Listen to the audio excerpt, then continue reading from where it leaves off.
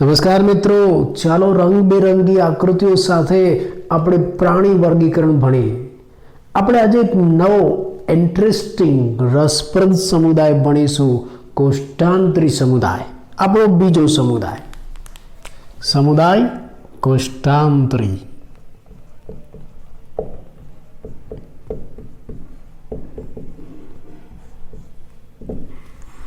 જેને ઇંગ્લિશમાં નિડારિયા કહેવાય છે.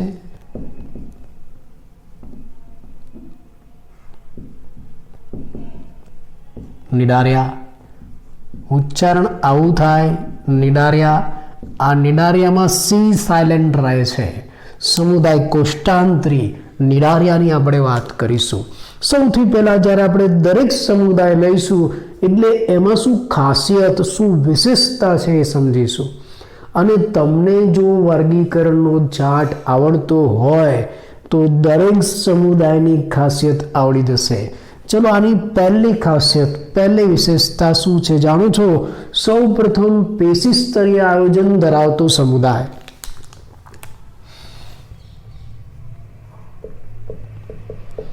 સૌ પ્રથમ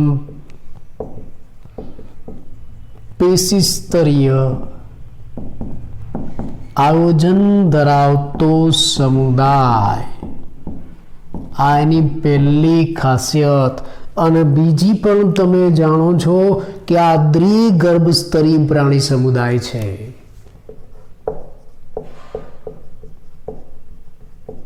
દ્વિગર્ભ સ્તરીય પ્રાણી સમુદાય.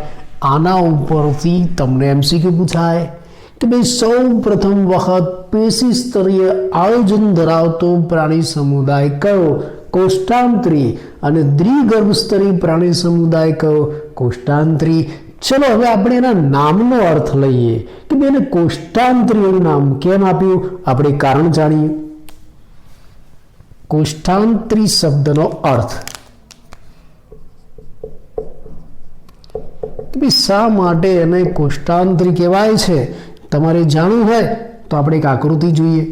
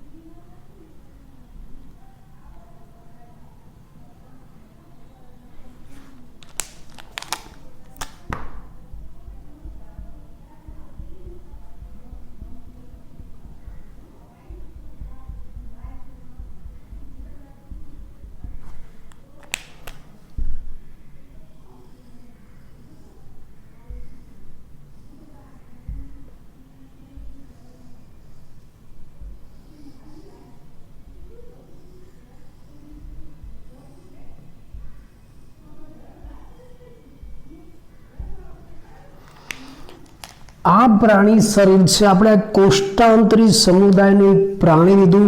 આ પ્રાણી છે હાઇડ્રા. કયો પ્રાણી છે? હાઇડ્રા.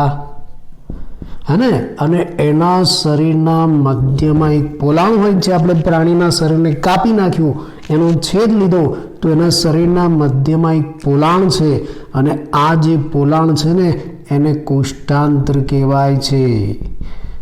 શા માટે આને કોષ્ટાંતર કહેવાય? પ્રશ્ન એ થયો. આના શરીરના મધ્યમાં એક પોલાણ છે એટલે એને કોષ્ટાંતર કહેવાય છે. માટે આ સમુદાયને શું નામ આપ્યું? કોષ્ટાંતરી. પણ આને કોષ્ટાંતર કેમ કહેવાય છે? આ પ્રાણીના શરીરના મધ્યમાં રહેલું આ જે પોલાણ છે એ બે કામ કરે છે. આ જે પોલાણ છે એ દેહ કોષ્ઠ તરીકે પણ વર્તે છે અને વત્તા આંત્ર માર્ગ તરીકે પણ વર્તે છે. એટલે એક જ પોલાણ એ દેહકોષ્ઠ અને આંત્ર માર્ગ તરીકે વર્તે છે. જો અહીંયા વાંચો, દેખાય છે ને બરાબર? દેહકોષ્ઠ પ્લસ આંત્ર માર્ગ. જો અહીંયા વાંચો, કોષ્ઠ, દેહકોષ્ઠનો કોષ્ઠ અને આંત્ર માર્ગનો આંત્ર બંને ભેગું કરો. ચલો, શું થયું? કોષ્ટાંત્ર. સમજાયું? એટલે આ પ્રાણીને કોષ્ટાંત્રી નામ કેમ આપ્યું? કેમ કે એમાં કોષ્ટાંત્ર છે. કોષ્ટાંત્ર એટલે શું? આ પ્રાણી શરીરના મધ્યમાં એક પોલાણ છે જે દેહકોષ્ઠ અને આંતરમાર્ગ તરીકે વર્તે છે. કોષ્ઠ વત્તા આંત્ર નામ શું આપ્યું? કોષ્ટાંત્ર. અને આ જ પોલાણ છે ને એ પરિવહન માર્ગ તરીકે પણ વર્તે છે. પરિવહન માર્ગ પણ બનાવે છે, માટે એને શું કહેવાય છે? કોષ્ટાંત્રી કહેવાય છે. આનું કારણ છે કે ભાઈ કોષ્ટાંત્રી કેમ કહેવાય? કેમ કે આમાં દેહકોષ્ઠ વત્તા આંતરમાર્ગ બંને એક જ છે, માટે એને શું કહેવાય છે? કોષ્ટાંત્રી કહેવાય છે. બીજું, તમે આ આકૃતિ જુઓ, આ પ્રાણીઓ કેવા છે? સૂત્રાંગો ધરાવતા પ્રાણીઓ છે. આ સૂત્રાંગો છે, આ પણ આની વિશેષતા છે. સૂત્રાંગો ધરાવતા જલીય પ્રાણીઓ પાણીમાં વસે છે. ધરાવતા જલીય પ્રાણીઓ. અને એક નવી સૌથી અગત્યની ખાસિયત એમસીક્યુમાં, નેટ વગેરેમાં પૂછાય, સૌ પ્રથમ ચેતાતંત્ર ધરાવતો પ્રાણી સમુદાય. આ સૌ પ્રથમ ચેતાતંત્ર ધરાવતો પ્રાણી સમુદાય છે. નવાઈની વાત છે. ધરાવતો પ્રાણી સમુદાય. આ બધી થઈ ગઈ એની વિશેષતાઓ અથવા તો ખાસિયત કે ભાઈ કોષ્ટાંત્રી સમુદાય સૌ પ્રથમ પેશી સ્તરીય આયોજન ધરાવતો સમુદાય, સૌ પ્રથમ દ્વિગર્ભ સ્તરીય પ્રાણી સમુદાય. કોષ્ટાંત્રી એટલે કહેવાય છે કે શરીરમાં વચ્ચે પોલાણ છે, દેહકોષ્ઠ અને આંતરમાર્ગ તરીકે વર્તે છે. સૌ પ્રથમ ચેતાતંત્ર ધરાવતો પ્રાણી સમુદાય. ચલો, ઇંગ્લિશમાં નામ આપ્યું છે નિડારિયા. આવું કેમ? એનું કારણ પણ કહી દઉં કે ભાઈ આ પ્રાણી શરીરની અંદર નિડોબ્લાસ્ટ નામના કોષો છે. બ્લાસ્ટ નથી થઈ જતો, બ્લાસ્ટ એટલે કોષો. આ પ્રાણી શરીરમાં નિડોબ્લાસ્ટ નામના કોષો આવેલા છે. આ નિડોબ્લાસ્ટ નામના કોષોને સ્ટિંગિંગ સેલ એટલે કે ડંખ કોષો કહેવાય છે. એટલે આ પ્રાણી નિડોબ્લાસ્ટ ધરાવે છે, એટલે નામ શું આપ્યું? અને નિડારિયા. આ બધી એની ખાસિયત થઈ. તો આટલી બધી વિશેષતા ધરાવતો આ પ્રાણી સમુદાય છે તમને ક્યાં જોવા મળશે? મોટે ભાગે દરિયામાં. એનો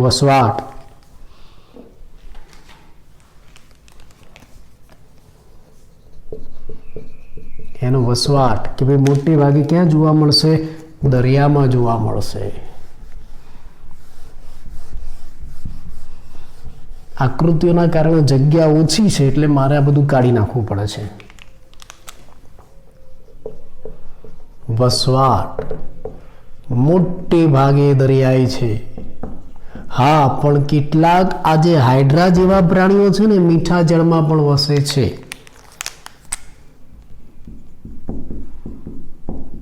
કેટલાક મીઠા જળમાં પણ છે. ઉદાહરણ તરીકે હાઇડ્રા.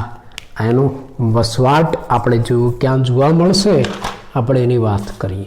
હા, આ જે પ્રાણી દરિયામાં અથવા તો મીઠા જળમાં વસે છે એ કાં તો સ્થાયી છે અથવા તો મુક્ત જીવી છે. આ જે બધા પ્રાણીઓ છે ને એ કાં તો સ્થાયી છે અથવા તો મુક્ત જીવી છે.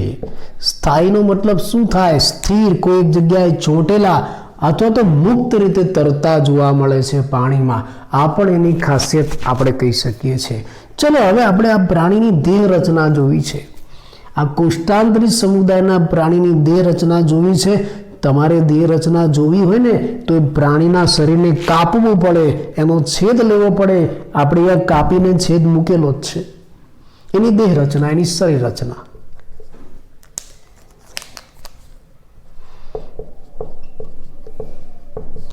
અથવા તો શરીર રચના. તો પહેલી વિશેષતા શું? અર્ય સમમિતિ ધરાવે છે. કેમ કે નળાકાર શરીર છે એટલે અર્ય સમમિતિ. તમે કોઈ પણ ત્રિજ્યાથી કાપો, બે સરખા ભાગ થાય એને શું કહેવાય? અર્ય સમમિતિ. આ અર્ય સમમિતિ ધરાવે છે. અને બીજું એક ખાસિયત છે એની અંદર, એ શું છે? એના શરીરમાં પોલાણ જોવા મળે છે જેને આપણે શું કહીશું? દેહકોષ્ઠ. એ આપણે જ હમણાં સમજાવ્યું કે કે જે શરીરમાં પોલાણ જોવા મળે છે દેહકોષ્ઠ એ આંતરમાર્ગ તરીકે પણ વર્તે છે, માટે જ દેહકોષ્ઠ એ જ આંતરમાર્ગ છે, માટે એને શું કહેવાય છે? કોષ્ટાંત્ર. એટલે તમે આ પ્રાણી શરીરનો છેદ લેશો ને તો વચ્ચે આવું કોષ્ટાંત્ર હશે ને આ કોષ્ટાંત્ર એક છેડે ખુલે છે, જો આ છેડો, અને જે છેડે ખુલે છે ને એને અધોમુખ કહેવાય છે. આવી છિદ્ર જેવી રચના કે જ્યાંથી આ કોષ્ટાંત્ર બહાર ખુલે છે ને અધોમુખ કહેવાય છે. અને અધોમુખની ફરતે આવા સૂત્રાંગો આવેલા છે. જુઓ આ સૂત્રાંગો છે. આ સૂત્રાંગો કાર્ય શું કરશે? સૂત્રાંગોનું કાર્ય, આ પ્રાણીની અંદર જે સૂત્રાંગો રહેલા છે શું કામ કરશે? મુખ્ય 3 કામ કરે. એક તો પ્રચલન કરે, બીજું ખોરાક ગ્રહણ કરે અને ત્રીજું રક્ષણ કરે. 3 કામ કરશે સૂત્રાંગો. પ્રચલન, ખોરાક ગ્રહણ અને રક્ષણ, આવા 3 કાર્ય આ સૂત્રાંગો દ્વારા થાય છે.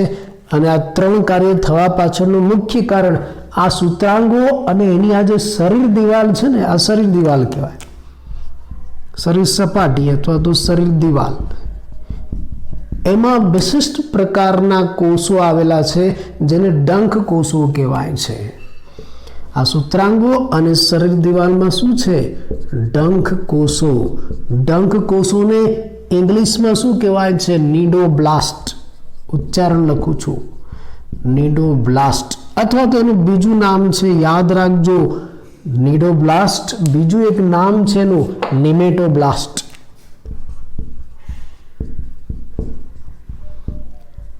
નિમેટોબ્લાસ્ટ અથવા તો સ્ટિંગિંગ સેલ. સ્ટિંગિંગ સેલ, જેને ગુજરાતીમાં આપણે ડંખ કોષ કહીશું. બરોબર? એટલે આ જે પ્રાણી છે એની શરીર દિવાલમાં અને આ સૂત્રાંગોની અંદર શું આવેલ છે? નિડોબ્લાસ્ટ, જેને નિમેટોબ્લાસ્ટ. ક્યાંય બ્લાસ્ટ થતા નથી, વિસ્ફોટ નથી થતો, અહીંયા બ્લાસ્ટ એટલે કોષો. નિડોબ્લાસ્ટ, નિમેટોબ્લાસ્ટ, સ્ટિંગિંગ સેલ અથવા તો ડંખ કોષો, આવા જુદા જુદા નામ આપવામાં આવે છે. અને આ જે નિડોબ્લાસ્ટ છે, આ ડંખ કોષો છે, એની અંદર ડંખાંગિકા આવેલી છે,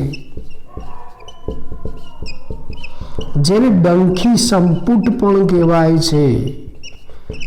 અને આ ડંખાંગિકામાંથી વિષારી દ્રવ્યનો સ્ત્રાવ થાય છે, જેને હિપ્નોટોક્સિન કહેવાય છે.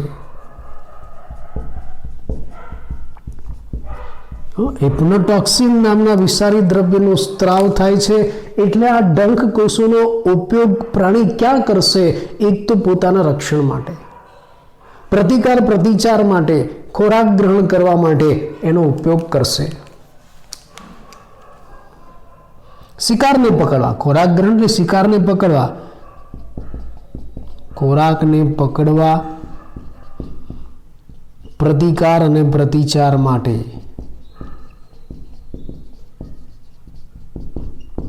આ ડંખ કોષોનો ઉપયોગ થાય છે. પ્રતિકાર અને પ્રતિચાર, ડિફેન્સ ઓફેન્સ એવો મતલબ થશે. એટલે આ ડંખ કોષો છે એમાં વિષારી દ્રવ્ય છે હિપ્નોટોક્સિન નામનું. પરીક્ષામાં પૂછાય, સ્પર્ધાત્મક પરીક્ષામાં, આપણી પુસ્તકમાં નથી.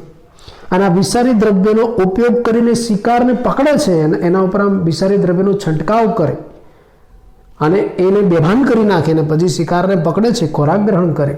પોતે રક્ષણ, ઓફેન્સ ડિફેન્સ, પ્રતિકાર અને પ્રતિચાર પણ કરે છે આ ડંખ કોષોની મદદથી. આની શરીર રચનાની આપણે ખાસિયત કહી. પ્રશ્ન એમ થાય કે આ પ્રાણી છે, જ્યારે આપણે એનો છેદ લઈએ છીએ ત્યારે કેટલાક પ્રાણીઓની અંદર તમને અંતકંકાલ પણ જોવા મળશે. શરીરને આધાર આપતું આંતરિક માળખું, અંદર રહેલું માળખું, એને અંતકંકાલ કહેવાય. આમાં જે પરવાળા જેવા પ્રાણીઓ છે ને એમાં કેલ્શિયમ કાર્બોનેટનું બનેલું અંતકંકાલ છે. પરવાળા, ઘણાને પ્રવાળ પણ કહે છે, MCQમાં પણ આવે. એમાં કેલ્શિયમ કાર્બોનેટનું બનેલું અંતકંકાલ છે. પ્રશ્ન પૂછાય કે ભાઈ કોષ્ટાંતરી સમુદાયમાં અંતકંકાલ શાનું બનેલું છે? કેલ્શિયમ કાર્બોનેટનું બનેલું અંતકંકાલ તમને જોવા મળશે. અને હવે સૌથી અગત્યની અને ઇન્ટરેસ્ટિંગ બાબત આ સમુદાયની એનું સ્વરૂપ. સૌથી અગત્યની જો બાબત હોય તો એનું સ્વરૂપ, આ પ્રાણીઓનું સ્વરૂપ. આ પ્રાણીઓમાં મુખ્ય બે સ્વરૂપ જોવા મળે છે, એક પોલિપ અને બીજું મેડ્યુસા. પોલિપને ગુજરાતીમાં પુષ્પક કહેવાય છે અને મેડ્યુસાને છત્રક કહેવાય છે. આવા બે સ્વરૂપ એના જીવનમાં જોવા મળે છે. એ શું છે સમજતા પહેલા આપણે આટલું થોડું રિવિઝન કરી લઈએ, પછી હું આ તમને સમજાવું. બહુ અગત્યનું અને અલગથી આપણે ભણવાનું છે. જો સૌથી પહેલા કોષ્ટાંતરી સમુદાય, એનો પરિચય આપણે આપ્યો કે ભાઈ એની વિશેષતા શું છે. તો સૌ પ્રથમ પેશીસ્તરીય આયોજન ધરાવે છે આ પ્રાણી સમુદાય. અને કેવો છે તમે જાણો છો, દ્વિગર્ભસ્તરી પ્રાણી સમુદાય છે. સાથે સાથે કોષ્ટાંત્ર ધરાવે છે અને સૌ પ્રથમ વખત ચેતાતંત્ર પણ આ પ્રાણી સમુદાયમાં છે. મોટે ભાગે દરિયામાં વસે, હાઇડ્રા જેવા કેટલાક મીઠા જળમાં પણ જોવા મળે. જો આપણે એનો છેદ લઈને એની શરીર રચના જોઈશું તો એમાં અર્ય સમમિતિ છે. વચ્ચે આવું પોલાણ કોષ્ટાંત્ર કહેવાય. એને કોષ્ટાંત્ર જ્યાં બહાર ખુલે એને અધોમુખ કહેવાય. અને અધોમુખની ફરતે સૂત્રાંગો છે. એ સૂત્રાંગો શું કામ કરે ટૂંકા પ્રશ્નમાં આવે. પ્રચલન, ખોરાક ગ્રહણ અને રક્ષણ. એની પાછળનું કારણ આ સૂત્રાંગો અને શરીર દિવાલની અંદર વિશિષ્ટ પ્રકારના ડંખ કોષો આવેલા છે. નિડોબ્લાસ્ટ, નિમેટોબ્લાસ્ટ, સ્ટિંગિંગ સેલ એવું એને કહેવાય છે. આ ડંખ કોષોની અંદર ડંખાંગિકા, ડંખી સંપુટ હોય છે અને એમાંથી વિષારી દ્રવ્ય હિપ્નોટોક્સિનનો સ્ત્રાવ થાય. અને એનો ઉપયોગ ક્યાં થાય? ખોરાકને પકડવામાં.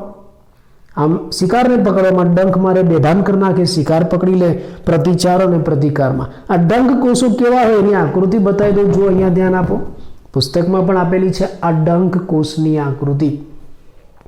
આ આખું કોષ છે તમને જે દેખાય એ કોષની અંદર આ કોષ કેન્દ્ર છે. આ કોષ રસ છે અને આ જે છે ને આવું સ્પ્રિંગ જેવું ગૂંચળા જેવું તમને દેખાય છે એ લેસો છે. લેસો, LASSO, લેસો, જે ડંખી સંપુટને પકડી રાખે છે. આપણે એમ કહીએ છીએ કે ડંખ કોષોમાં શું છે?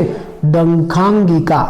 ડંખાંગિકા એટલે ડંખી સંપુટ. એ આ રહ્યું આ ડંખી સંપુટ અથવા તો ડંખાંગિકા. આ જે સ્પ્રિંગ જેવી રચના છે ને એ આ ડંખાંગિકાને જકડી રાખે છે.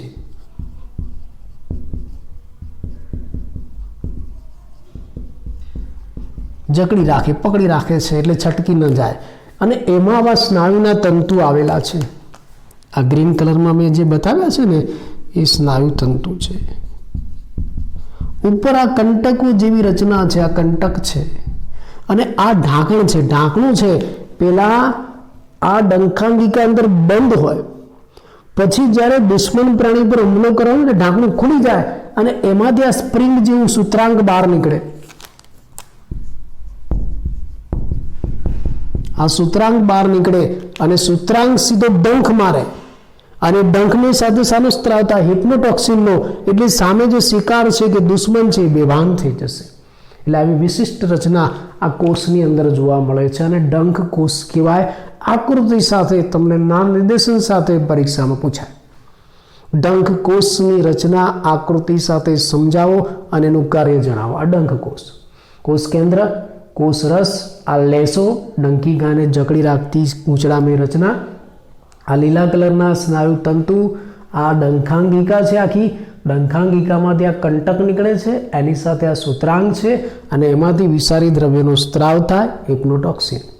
એટલે આવું વિશિષ્ટ રચના આની અંદર જોવા મળશે. અગત્યનું આ પ્રાણીઓ છે એના દેહ, એનું સ્વરૂપ બે પ્રકારનું છે, એક પોલિપ અને મેડ્યુસા.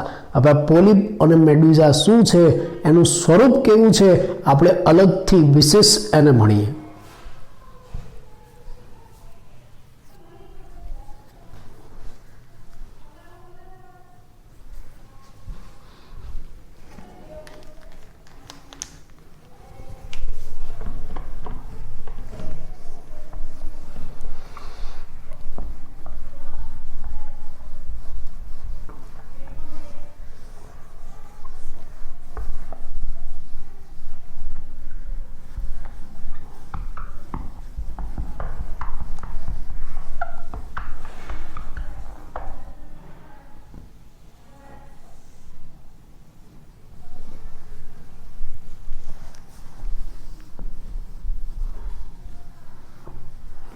આ જરૂર નથી હવે એટલે આકૃતિ કાઢી નાખું છું, બરાબર.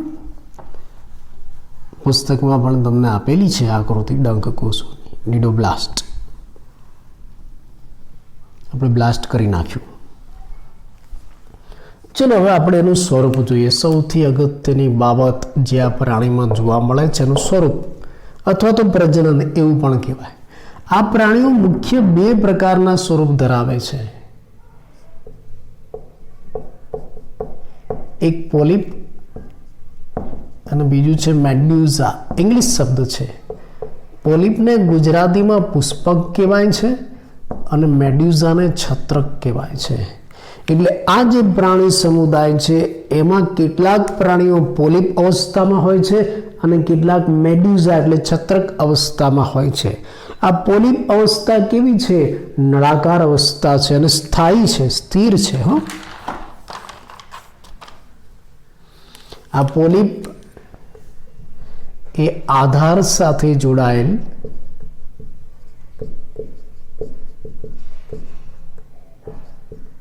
નળાકાર સ્થિર સ્વરૂપ છે, સ્થાયી સ્વરૂપ છે.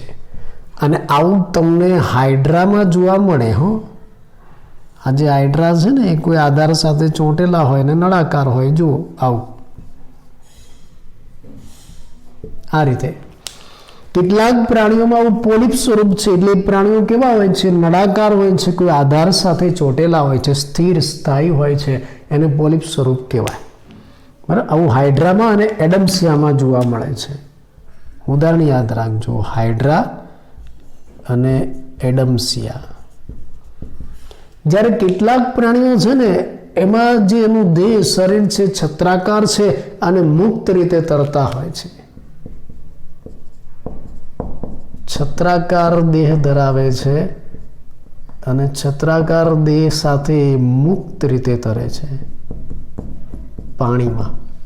એટલે કેટલાક પ્રાણીઓ છત્રાકાર છે અને પાણીમાં મુક્ત રીતે તરે છે અને છત્રક કહેવાય છે. ઉદાહરણ તરીકે આવું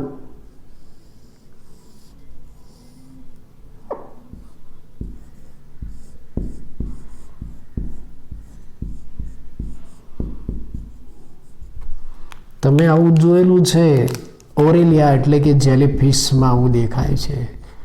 જોઈ હશે આવી જેલીફિશ,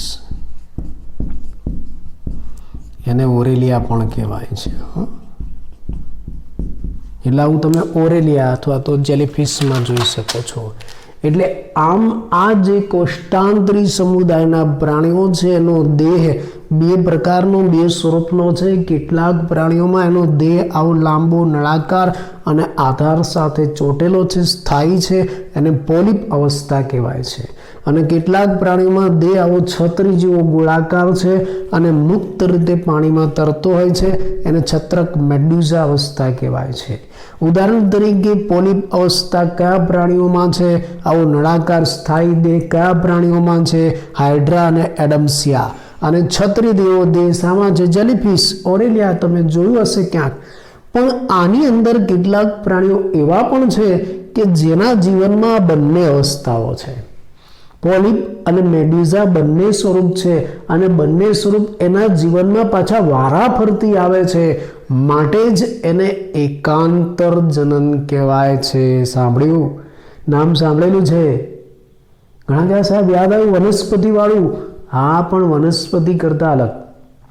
વનસ્પતિમાં જન્યુજનક, બીજાણુજનક એવું હતું ને. અહીંયા એવું નહીં. અહીંયા પોલિપ મેડ્યુઝા એવું આવશે. એટલે કેટલાક પ્રાણીઓની અંદર આ બંને અવસ્થાઓ જીવનમાં વારા ફરતી આવે છે. અવસ્થાઓ એના જીવનમાં વારા ફરતી આવે છે કેટલાક પ્રાણીમાં. ઉદાહરણ તરીકે આવું તમને બંને સ્વરૂપ જોવા મળશે ઓબેલિયામાં. ઓબેલિયા એમાં જે પોલિપ અવસ્થા છે ને એ અલિંગી પ્રજનન અવસ્થા છે. યાદ રાખજો, અલિંગી પ્રજનન અવસ્થા છે પોલિપ અવસ્થા. અને મેડ્યુઝા જે અવસ્થા છે ને લિંગી પ્રજનન અવસ્થા છે.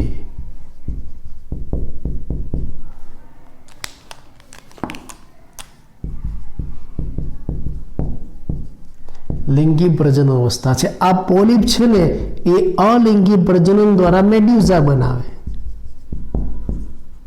પોલિપ મેડ્યુઝા બનાવે, મેડ્યુઝા પોલિપ બનાવે, અને મેડ્યુઝા લિંગી પ્રજનન દ્વારા પોલિપ બનાવે. આવું થશે. એટલે એના જીવનમાં આ બંને અવસ્થાઓ ચાલ્યા રાખે છે. પોલિપ મેડ્યુઝા, પોલિપ મેડ્યુઝા, પોલિપ છે મેડ્યુઝા બનાવશે, મેડ્યુઝા પોલિપ બનાવશે. આને કહેવાય એકાંતર જનન. બંને અવસ્થાઓ વારા ફરતી આવે છે, એને શું કહેવાય છે? એકાંતર જનન.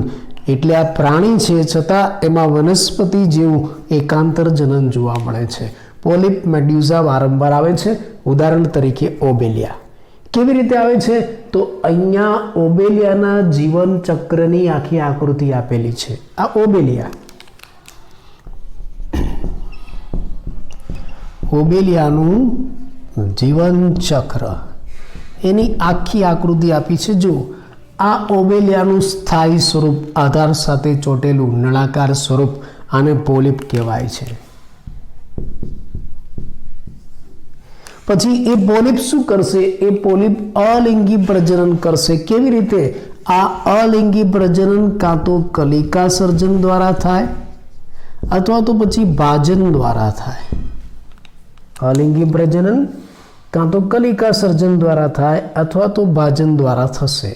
એટલે આ એની પોલિપ અવસ્થા ઓબેલિયાની, એમાં હું કલિકા સર્જન થાય. જો આ કલિકાઓ બની, કલિકા સર્જન થાય, અને કલિકા સર્જન થાય ને એટલે એ કલિકામાંથી આવા છત્રકો બને. કલિકા સર્જન થાય, એ કલિકામાંથી આવા છત્રકો બને, અને એ છત્રકો પછી પાણીમાં મુક્ત થાય. જો એ મુક્ત થયા એટલે આમાં મુખ્ય અવસ્થા કઈ છે? પોલિપ અવસ્થા, સ્થિર સ્થાયી. આ જાળવા જેવું દેખાય છે ને, માઇક્રોસ્કોપિક હોય, અને આ એની નળાકાર અવસ્થા છે પોલિપ. અને પોલિપમાં આવું અલિંગી પ્રજનન થાય એટલે આવું કલિકા સર્જન થાય. આ કલિકા સર્જન, અને કલિકા સર્જનમાંથી ધીરે ધીરે આવું છત્રક, કલિકામાંથી આવું છત્રક બને, અને છત્રક પછી મુક્ત થાય પાણીમાં. છત્રક મુક્ત થયા. આ જે છત્રક મુક્ત થયા એમાંથી એક માદા છત્રક છે અને બીજા નર છત્રક છે. આ જે માદા છત્રક છે એ અંડકોષ બનાવશે, આ અંડકોષ, અને નર છત્રક છે આવો શુક્રકોષ બનાવશે, આ શુક્રકોષ. પછી બંનેનું પાણીમાં ત્યાગ કરશે. શરીરની બહાર પાણીમાં બાહ્ય ફલન થશે. આ અંડકોષ અને શુક્રકોષ જોડાશે અને શું બનશે? ફલિતાંડ બને. અને પછી આ જે ફલિતાંડ છે એમાંથી આગળ ગર્ભ વિકાસ થાય. ગર્ભ વિકાસ, ગર્ભ વિકાસ પામીને સીધો વિકાસ નથી થતો, પરોક્ષ વચ્ચે આ ડીંબ આવે છે, પ્લેનુલા ડીંબ. આવું ડીંબ સર્જાય છે, પ્લેનુલા ડીંબ. અને ડીંબ આગળ વિકાસ પામીને ધીરે ધીરે આવું પ્રાણી બનાવશે, પુખ્ત પ્રાણી, પોલિપ અવસ્થા બનાવશે. સમજાયું? એ પોલિપ પાછું અલિંગી પ્રજનન કરીને શું બનાવશે? છત્રક.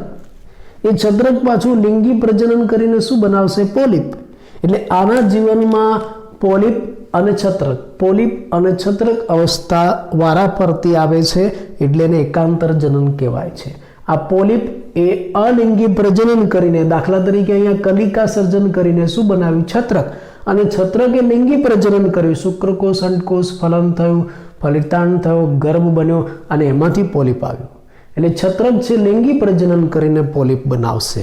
કેટલાક પ્રાણીઓની અંદર આવી બંને અવસ્થાઓ જીવનમાં આવે છે, એને એકાંતર જનન કહેવાય છે. ઉદાહરણ તરીકે ઓબેલિયા, આકૃતિમાં મેં બતાવ્યું. કેટલાક પ્રાણીઓ એવા પણ છે કે જેમાં બહુરૂપકતા જોવા મળે છે. બહુરૂપકતા, બહુરૂપકતા આ ફાઇસેલિયામાં જોવા મળે. જો ફાઇસેલિયામાં બહુરૂપકતા એટલે એક જ પ્રાણી છે એ ઘણા બધા સ્વરૂપ દર્શાવે છે અને ઘણા બધા કાર્ય કરે છે.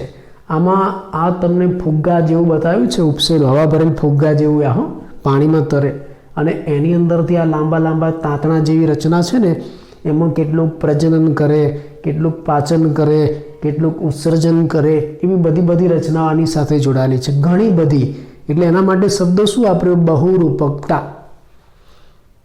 તમને બહુરૂપકતા એટલે શું ખબર છે? પોલીમોર્ફિઝમ ઇંગ્લિશમાં એવું કહેવાય. ગુજરાતીમાં બહુરૂપકતા કહેવાય. ખબર છે બહુરૂપકતા એટલે શું? ચલો, તમે ક્યારે બહુરૂપી એવું નામ સાંભળ્યું? ઘણી જગ્યાએ બહુરૂપી આવે હો, બહાર ફરતા આટા મારતા હોય, દુકાનમાં, વ્યવસાયમાં ઘણી જગ્યાએ બહુરૂપી આવે. બહુરૂપી એટલે એક જ વ્યક્તિ જુદા જુદા રૂપ લઈને આવે. કોઈ દિવસ રામ બનીને આવે, બીજે દિવસે હનુમાન બનીને આવે, ત્રીજે દિવસે કૃષ્ણ બનીને આવે ને અલગ અલગ સ્વરૂપ લઈને આવે, ચોથે દિવસે પોલીસવાળો બનીને આવે ને એ બહુરૂપકતા. એટલે એક જ સજીવ જુદા જુદા સ્વરૂપ ધરાવે એને બહુરૂપકતા કહેવાય. આ ફાયસેલિયા પણ એવું જ છે, એક જ પ્રાણી છે પણ જુદા જુદા કાર્ય એક સાથે કરે છે, માટેને શું કહેવાય છે? બહુરૂપકતા. એટલે ફાયસેલિયા જેવા પ્રાણીઓ છે એમાં આવી બહુરૂપકતા જોવા મળે છે. આ મેં આકૃતિ એની બતાવી છે, ફાયસેલિયા. એટલે જો અહીંયા આ પ્રાણીની અંદર આપણે પ્રજનન જોયું, અલિંગી અને લિંગી બંને પ્રજનન થાય. જો આની અંદર આવી ગયું. અલિંગી પ્રજનન કેવી રીતના થાય? કલિકા સર્જન અને ભાજનથી. લિંગી પ્રજનનમાં એ શું કરશે? શુક્રકોષ અંડકોષ બનાવશે, ફલન થશે. ફલન ક્યાં થાય? શરીરની બહાર. એટલે કયું ફલન કહેવાય? બાહ્ય ફલન. હો, બાહ્ય ફલન.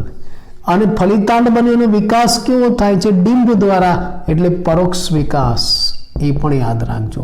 અને આ બધાની સાથે સૌથી અગત્યની બાબત, આ પ્રાણી શરીર છે એમાં સૌ પ્રથમ વખત ચેતાતંત્ર જોવા મળે છે અને ચેતાતંત્ર ચેતા જાલિકા સ્વરૂપે હોય છે. દાખલા તરીકે આ હાઇડ્રા, એના શરીરમાં તમે આવું ચેતાતંત્ર જોઈ શકો. આખા શરીરમાં પથરાયેલું જાળી જાળી જેવું ચેતાતંત્ર છે જેને ચેતા જાલિકા કહેવાય છે. ચેતાકોષો પથરાયેલા છે. નર્વ નેટ, ચેતા જાલિકા. ચેતા જાલિકા સ્વરૂપે આમાં ચેતાતંત્ર આવેલું છે. તો અહીંયા આપણે આ કોષ્ટાંતરી સમુદાય પૂરો કર્યો. ઉદાહરણ બાકી છે, પણ આ એનું પ્રજનન છેલ્લે આપણે સમજાયું. ઉદાહરણ કયા આવશે આપણે જોઈ લઈએ.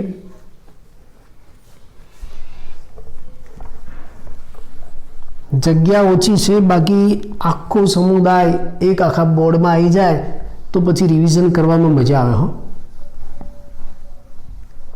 પણ એવું બોર્ડ તો આપણે જ્યારે લાઈવ રેગ્યુલર ભણીશું ક્લાસરૂમમાં ત્યારે તમારી પાસે આવશે, તમે એને જોઈ શકશો.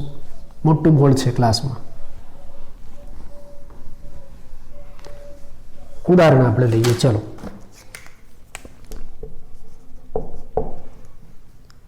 કયા ઉદાહરણ આવશે કોષ્ટાંતરી સમુદાયના? એક તો ફાયસેલિયા, આપણે હમણાં જ કહ્યું. બીજું એડમ્સિયા.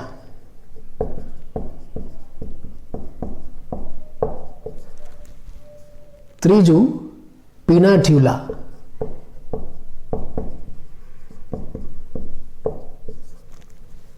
ચોથું ગોર્ગોનિયા.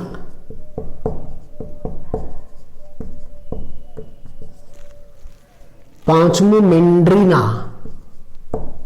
મીંદડીના નહીં, મેન્ડ્રીના. હા, બીજા ઘણા છે, આપણે હાઇડ્રાય જોયું વગેરે. આવા ઘણા ઉદાહરણ છે, પણ આ ઉદાહરણ MCQ માટે ખાસ યાદ રાખજો. હવે આના વિશેષ નામ. ફાયસેલિયા આપણે બતાવ્યું. આર્યા ફાયસેલિયા. ફાયસેલિયામાં એક તો શું છે? બહુરૂપકતા છે, પોલીમોર્ફિઝમ. અને ફાયસેલિયાને એક વિશેષ નામ આપવામાં આવે છે, પોર્ટુગીઝ મેન ઓફ વોર.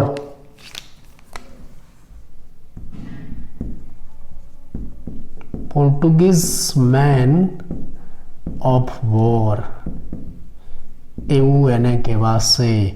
તમને નવાઈ લાગે કે ભાઈ આ પ્રાણીને પોર્ટુગીઝ મેન ઓફ વોર કેમ કહેવાય છે? એનું કારણ છે કે આ જે પ્રાણી છે ને એમાં શરીરમાં ઉપર આ ફુગ્ગા જેવી રચના છે, અને આ ફુગ્ગો પાણીની સપાટી ઉપર તરતો હોય છે. અને એ કેવો દેખાય છે? આ પોર્ટુગીઝના જે યુદ્ધના માણસો જહાજ લઈને જતા હોય ને એવું દેખાય છે. એટલે નામ શું આપ્યું? પોર્ટુગીઝ મેન ઓફ વોર એવું નામ આપ્યું છે. એડમ્સિયા અને સી એનેમોન કહેવાય છે. આ વિશિષ્ટ નામ યાદ રાખજો, તમને MCQમાં પૂછાય. આને સી એનેમોન કહેવાય છે. સી એનેમોન એક ફૂલ છે એનેમોન, અને સી એટલે સમુદ્રનું, એટલે એને ગુજરાતી કરીશું સમુદ્ર ફૂલ. એને સમુદ્ર ફૂલ કહેવાય. વિશેષ નામ યાદ રાખજો હો.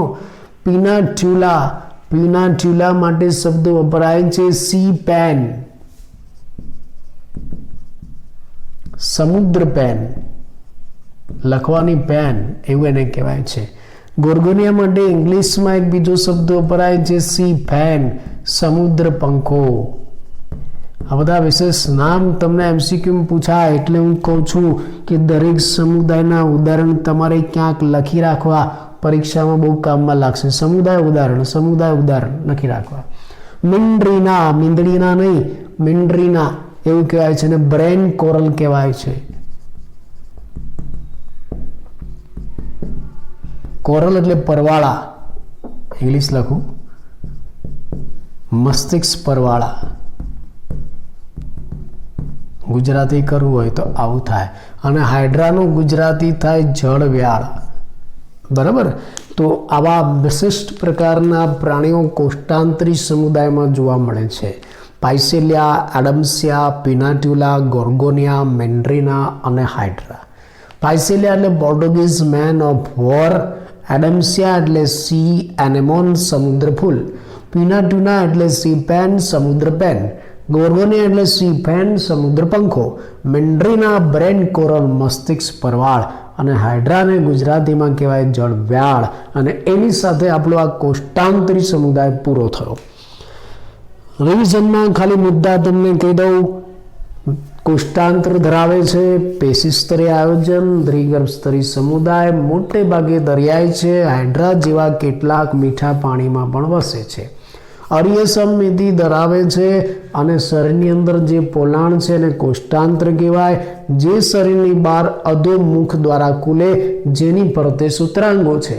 સૂત્રાંગો મુખ્ય 3 કામ કરે. એક તો ખોરાકને, શિકારને પકડવાનું, બીજું પ્રચલન કરવાનું, અને ત્રીજું દુશ્મનથી રક્ષણ આપવાનું. આ સૂત્રાંગો અને શરીર દિવાલની અંદર વિશિષ્ટ પ્રકારના કોષો આવેલા છે. નિડોબ્લાસ્ટ ડંખ કોષો કહેવાય. એ ડંખ કોષોની અંદર ડંખાંગિકા નામની રચના છે, અને હિપ્નોટોક્સિન નામના વિષારી દ્રવ્યોનો સ્ત્રાવ કરે. એટલે એનો ઉપયોગ શિકારને પકડવા માટે, પ્રતિચાર માટે થાય. પ્રાણીનો જો આપણે છેદ લઈએ તો એમાં અંતકંકાલ છે. પરવાળા જેવા પ્રાણીઓમાં જે કેલ્શિયમ કાર્બોનેટનું બનેલું છે આપણે જોઈ શકીએ. આ પ્રાણીમાં મુખ્ય 2 સ્વરૂપ, એક તો આવું નળાકાર સ્થાયી સ્વરૂપ પોલિપ, અને બીજું તરતું આવું છત્ર.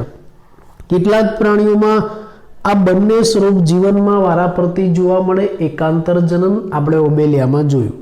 આ પોલિપ છે અલિંગી પ્રજનનથી છત્રક બનાવે, છત્રક લિંગી પ્રજનનથી પોલિપ બનાવે. આ ફાઇસેલિયા જેવા પ્રાણીઓ છે એ બહુરૂપકતા, પોલિમોર્ફિઝમ જોવા મળે છે. અને આ જે આખો કોષ્ટાંતરી સમુદાય છે એમાં બાહ્ય ફલન થાય અને પરોક્ષ વિકાસ થાય છે. ઉદાહરણ તરીકે પાઇસેલિયા, એડમ્સિયા, પિનાટ્યુલિયા, ગોર્ગોનિયા, મેન્ડ્રીના અને હાઇડ્રા. તો અહીંયા આપણે આખો કોષ્ટાંતરી સમુદાય ટૂંકા રિવિઝન સાથે પૂરો કર્યો.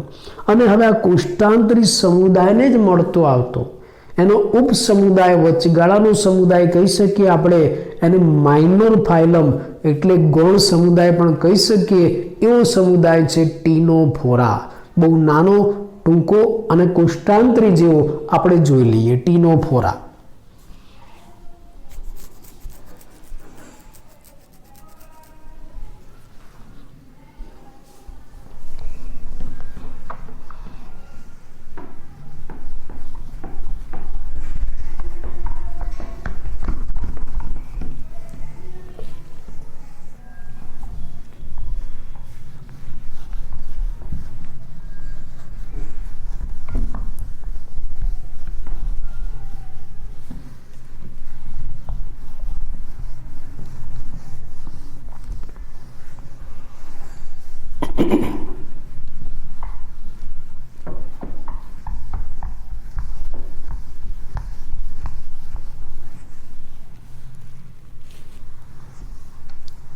ટીનોફોરા આપણે જોઈએ. ટીનિયો નહીં, ટીનોફોરા ગૌણ સમુદાય કહેવાય. સમુદાય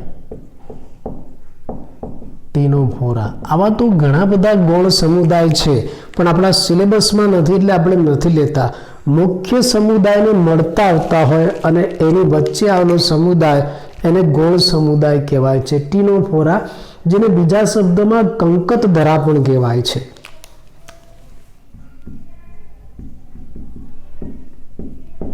કંકતધરા, ટીનોફોરા, કંકતધરા એની વિશેષતા સી વોલનટ, સમુદ્ર અખરોટ એને કહેવાય છે। સી વોલનટ્સ,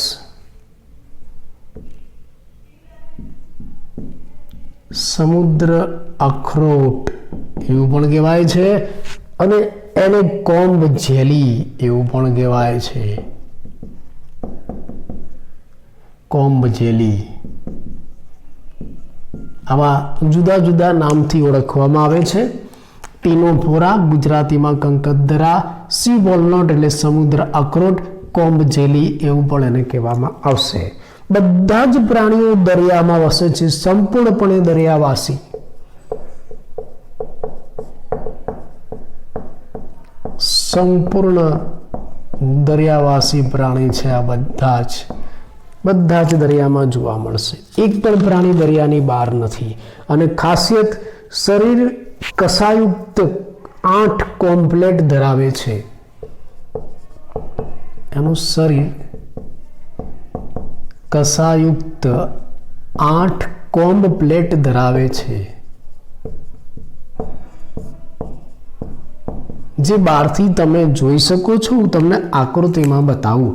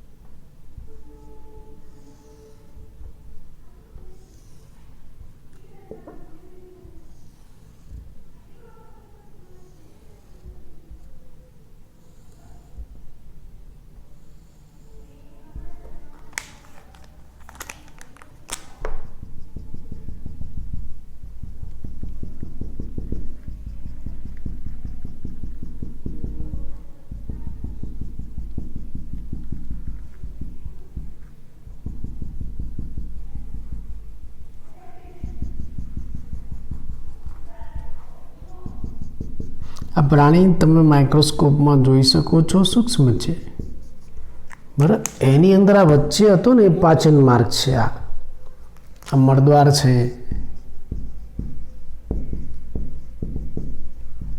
અને નીચે આ મુખ છે, પાચન માર્ગ છે એનું।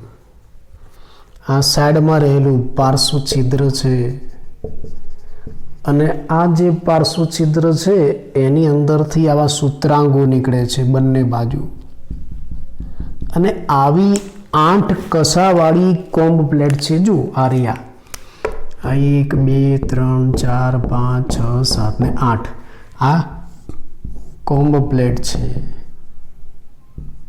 કસાવાળી, જે પ્રચલનમાં ઉપયોગી છે.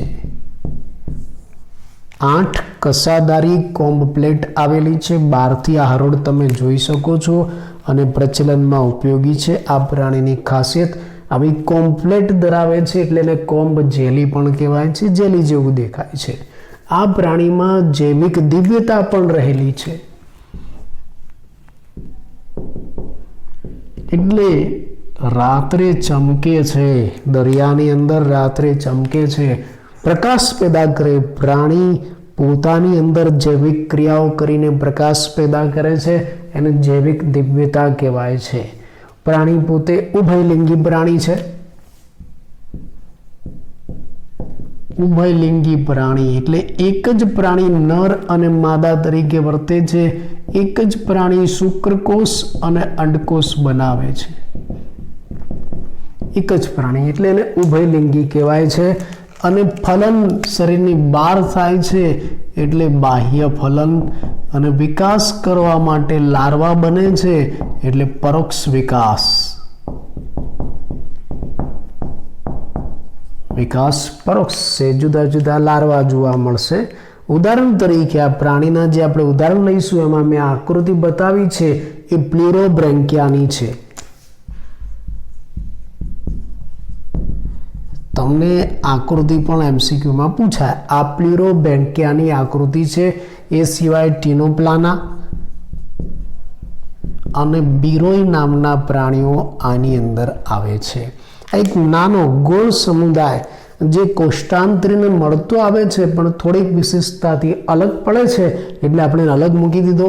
ટીનોફોરા, કંકતધરા, જે સી વોલનટ અને કોમ્બ જેલી તરીકે પણ ઓળખાય છે. બધા જ પ્રાણીઓ સંપૂર્ણપણે દરિયામાં વસે છે અને એની ખાસિયત ખૂબ જ અગત્યની બાબત જે તમે બહારથી પણ જોઈ શકો છો, કસા ધરાવતી 8 કોમ્બ પ્લેટ આવેલી છે. અને કોમ્બ પ્લેટ ક્યાં ઉપયોગી છે? પ્રચલનમાં. આ પ્રાણી છે એમાં જૈવિક દિવ્યતા જોવા મળે છે. રાત્રે ચમકે, અંદરથી પ્રકાશ પેદા થાય છે એટલે જૈવિક દિવ્યતા ધરાવતો આ સમૂહ છે. ઉભયલિંગી પ્રાણી છે. એક જ પ્રાણી શુક્રકોષ અંડકોષ બનાવે. નર માદા અલગ નથી. ફલન પાણી બહાર કરે છે. બાહ્ય ફલન વિકાસ ડિંબ દ્વારા કરે છે એટલે પરોક્ષ વિકાસ. ઉદાહરણ તરીકે કયા પ્રાણીઓ આવશે? પ્લિરોબ્રેન્કિયા, ટીનોપ્લાના અને બીરોય. હવે આપણે એક અગત્યનો આના પછીનો ત્રીજો સમુદાય જોઈએ. સમુદાય પૃથુકૃમિ. આકૃતિ સાથે આપણે એને સમજીએ.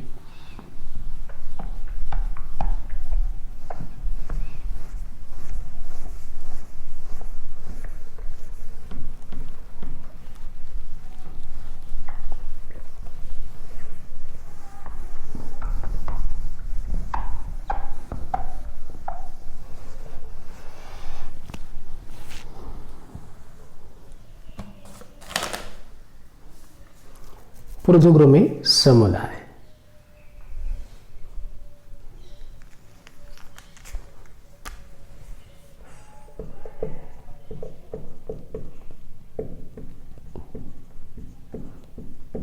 આખું પૂરું નહીં થાય પણ આપણે એની વિશેષતાઓ લઈ લઈએ, પછી આખું આવતા લેક્ચરમાં હું આકૃતિ સાથે તમને સમજાવીશ. સમુદાય પૃથુકૃમિ. ચલો સૌથી પહેલા આની વિશેષતા જાણો છો. આની વિશેષતા શું છે? તો પહેલો જે સછિદ્ર સમુદાય હતો કોષસ્તરીય આયોજન, બીજો કોષ્ટાંતરીય હતો પેશીસ્તરીય આયોજન. આમાં શું હશે કહી શકો? આમાં શું હોય? સૌ પ્રથમ અંગ સ્તરીય આયોજન ધરાવતો પ્રાણી સમુદાય.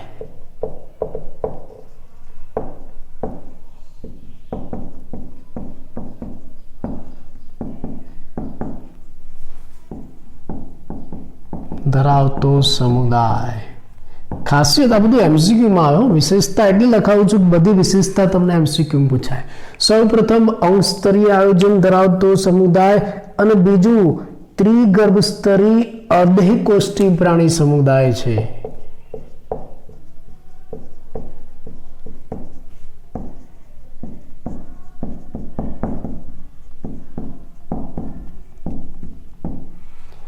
અને સાથે સાથે ત્રિગર્ભસ્તરી અદેહ કોષ્ટી તો ખરો જ, પણ દ્વિપાર્શ્વ સમમિતિ ધરાવતો પ્રાણી સમુદાય છે. સૌ પ્રથમ દ્વિપાર્શ્વ સમમિતિ ધરાવતો પ્રાણી સમુદાય. કેમ? તમે યાદ કરો, સચિત્રા હતા એમાં કેવી સમમિતિ હતી? અસમમિતિ. કોષ્ટાંતરીમાં અર્ય સમમિતિ, ટીનોફોરા અર્ય સમમિતિ. આ સૌ પ્રથમ દ્વિપાર્શ્વ સમમિતિ ધરાવતો પ્રાણી સમુદાય, સૌ પ્રથમ વખત ત્રિગર્ભસ્તરી પ્રાણી સમુદાય, સૌ પ્રથમ વખત અંગસ્તરીય આયોજન ધરાવતો સમુદાય એવું આપણે કહી શકીએ છીએ. અને જો તમને યાદ હોય તો અપૂર્ણ પાચન માર્ગ ધરાવતો સમુદાય પણ છે.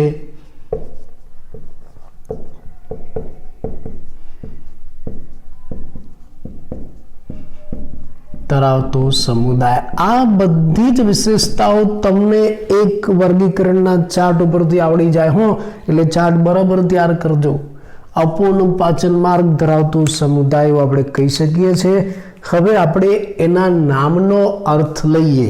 પૃથુકૃમિ, જેને ઇંગ્લિશમાં પ્લેટી હેલ્મિન્થસ પણ કહેવાય છે. ઇંગ્લિશ નામ યાદ રાખવા, એમસીક્યુમાં ઉપયોગી થશે નીટમાં. પ્લેટી હેલ્મિન્થસ, THES એવું પણ એને કહેવાશે. પૃથુકૃમિ, પૃથુ એટલે ચપટા. આ પ્રાણી શરીર છે ને પૃષ્ઠ બાજુએથી ચપટા છે એટલે એને પૃથુકૃમિ, અથવા તો બીજા શબ્દોમાં એને ચપટા કૃમિ પણ કહેવાય છે. પૃષ્ઠ વક્ષ બાજુએથી ચપટું શરીર ધરાવે છે માટે આપણે એને ચપટા કૃમિ પણ કહીશું. આ એની વિશેષતાઓ થઈ જે તમને એમસીક્યુમાં પૂછાય કે ભાઈ ચલો સૌ પ્રથમ અંગસ્તરીય આયોજન ધરાવતો સમુદાય પૃથુકૃમિ, સૌ પ્રથમ ત્રિગર્ભ સ્તરે અદેહ કોષ્ટી પ્રાણી સમુદાય પૃથુકૃમિ, ત્રિગર્ભ સ્તરે દ્વિપાર્શ્વ સમમિતિ ધરાવતો પ્રાણી સમુદાય પૃથુકૃમિ, અપૂર્ણ પાચન માર્ગ ધરાવતો સમુદાય પૃથુકૃમિ, અને એનું શરીર પૃષ્ઠવક્ષ બાજુથી ચપટું છે, દબાયેલું છે એટલે એને ચપટા કૃમિ પણ કહેવાય. ક્યાં જોવા મળશે? વસવાટ. આ પ્રાણીઓનો વસવાટ ક્યાં છે આપણે એ જોઈએ.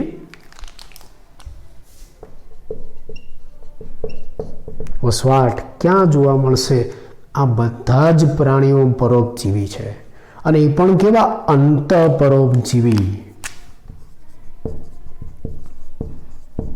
બધા જ પ્રાણીઓ પરોપજીવી છે, અને એ પણ કેવા પરોપજીવી છે? અંતઃપરોપજીવી. એટલે પ્રાણી શરીરની અંદર વસે છે, યજમાન શરીરની અંદર વસે છે. અને બધા જ પ્રાણીઓમાં મનુષ્ય સહિત આપણી અંદર પણ જોવા મળશે હો. બધા જ પ્રાણીઓમાં અંતઃપરોપજીવન પસાર કરે છે. તો આ પ્રાણીઓનું શરીર કેવું હશે? એની દેહ રચના. આ પ્રાણીનું શરીર કેવું છે, એની દેહ રચના, જે આપણે આવતા લેક્ચરમાં ભણીશું. એના માટે મારે તમને ઘણી બધી આકૃતિઓ સમજાવવી પડશે, જે હું આવતા લેક્ચરમાં તમને રંગબેરંગી આકૃતિ સાથે સમજાવીશ.